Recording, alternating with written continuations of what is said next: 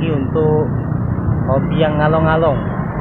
Jadi kami ngerasa driver ini ngerasa terjago kan dengan adanya tim hunter itu bagus memang.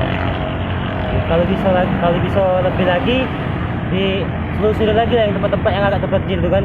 Jadi tempat-tempat yang terpencil itu ngerasa aman dengan adanya tim hunter itu kan. Ya bagus sih kalau untuk tanggapan kami sebagai driver ini. Atau kalau dengan yang lain kan. Terus satu kata untuk tim hunter apa kak? Ya bagus, mantap. Makasih kak ya. Jangan sampai putus lagi.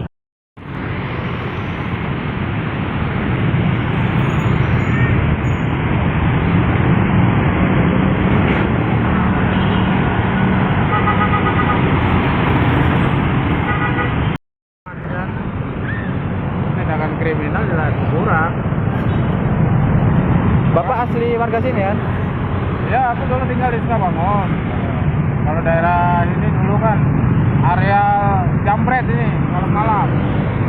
Jadi semenjak ada tim ini ngerasa aman nggak kak? Jelas ya. Aman pak ya.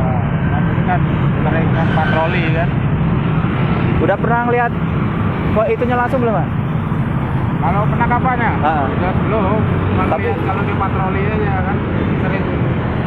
Tapi di YouTube, Instagram tahu lah ya. Tahu lah kak ya. Tahu.